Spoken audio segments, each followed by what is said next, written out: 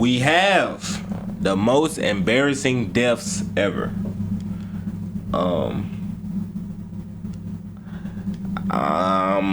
don't know what to expect in this video. The most embarrassing deaths, like, I don't even know what to expect. So let's get into it, bro. I'm gonna stop talking.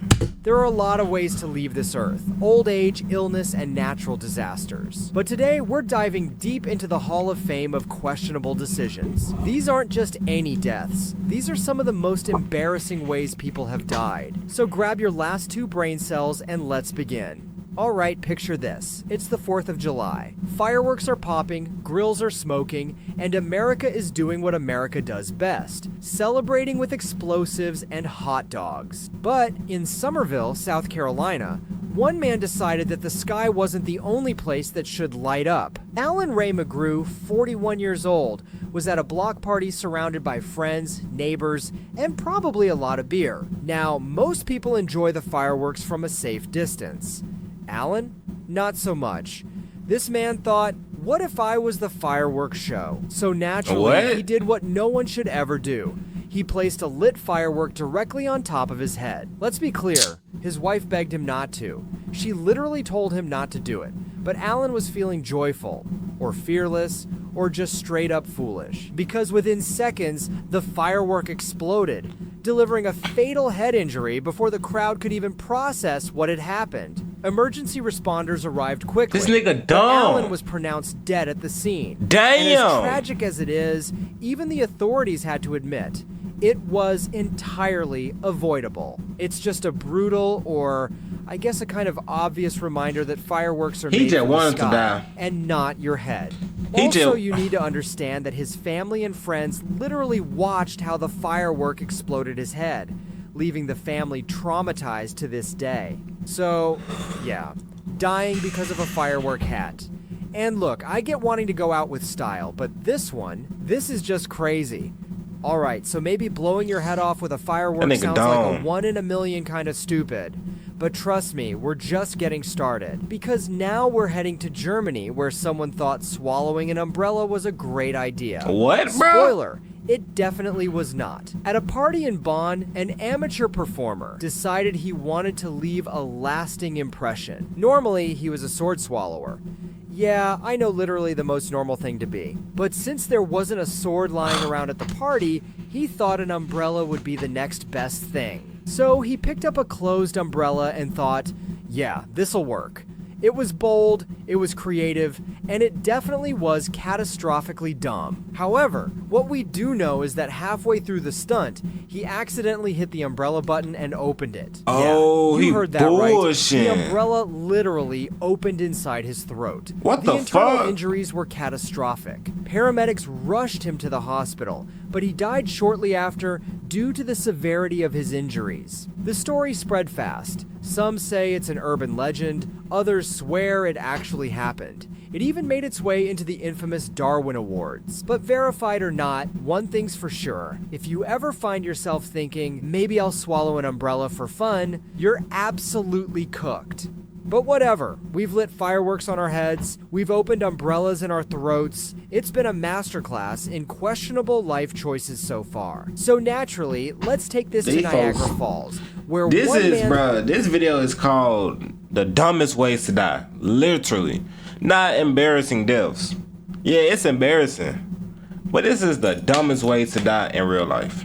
Cause what the fuck is this? The smartest way to support his family was by becoming human cargo in a wooden barrel. It's July 11th, 1920. July 11th, it's my brother's birthday. A barber from Bristol in England, builds himself a wooden barrel and, like any other rational human being, straps an anvil to his feet for weight. Which, look, I'm not saying I'm a physics expert, but maybe don't tie yourself to a giant chunk of iron before you launch off a waterfall. And just to make sure things were extra hopeless, he ignored the advice of literally everyone and didn't even test the barrel beforehand. The moment the barrel went over Horseshoe Falls, it didn't just fail, it shattered. Damn. The anvil ripped through the bottom and Charles was yanked straight down into darkness. The only thing they ever recovered was his right arm. The rest of Charles, swallowed by the falls forever. Also, Charles was the first person to die attempting this kind of stunt at Niagara. And in 1994, after his death, he actually won a Darwin Award, which honestly feels both fair and completely expected. By this point, you'd think the bar for bad decisions couldn't get any lower. And yet, here comes a guy who looked at a disused cable car line in the Italian Alps and thought, what could possibly go wrong? And as we all know, the moment you ask yourself that question, everything will go wrong. David Mason, a 49-year-old British tourist from Glasgow, was on a scenic trip through the Marmolada Mountains in the Italian Alps with his 18-year-old son. The views were breathtaking, the air was fresh, and the cliffs extremely unforgiving. While enjoying the view, Mason spotted an old abandoned cable car wire and decided it was the perfect setup for a risky adventure. So, what did he do? He snapped a climbing hook onto the cable and tried to zip down using only his hands for control. Yes,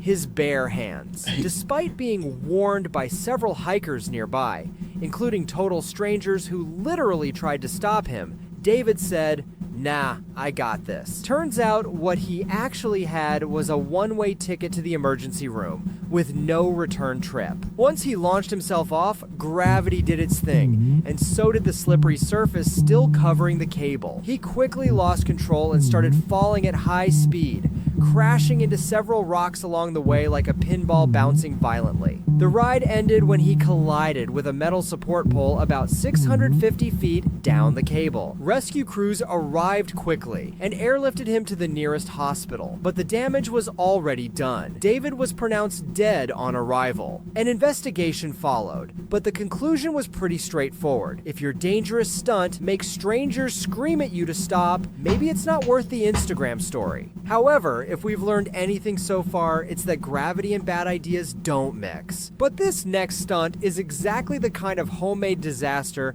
that leaves you wondering how anyone manages to survive into adulthood. Eric Barcia, a 22-year-old fast food worker from Reston, Virginia, who decided he wanted to experience the thrill of a bungee jump without, using any actual bungee equipment. What? Yeah, you heard that right. Some people are actually pretty weird. Instead, he grabbed several household bungee cords, the kind you use to strap a Christmas tree to your car roof, and taped them together like it was some school engineering project. The place he chose to jump from, a 70-foot railroad trestle at Lake Accotink Park. He tied one end of his makeshift bungee to the bridge, the other around his foot, and with zero calculations or safety gear, he jumped. Now here, it's gotta be the dumbest shit I just heard, bro.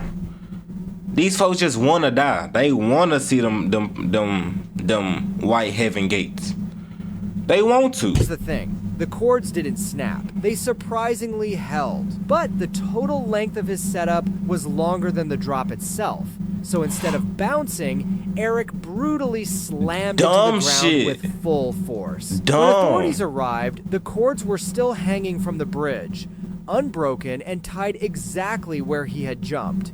His body was found around 2 a.m. by someone walking nearby. The stunt shocked the bungee community, and it's honestly the kind of story you'd assume is an internet myth. But no, this one's real, and it's a tragic example of how good intentions and zero math skills can turn fatal real fast. This also goes to everyone who says that you'll never need math in the real world. Turns out basic math might just be what stops you from becoming part of the sidewalk. However, if you made it this far without trying any of these stunts yourself, congratulations, you're already ahead of the curve. So go ahead and hit that subscribe button. Otherwise, well, you might just end up with only 2 teeth like me. See you in the next one, boy.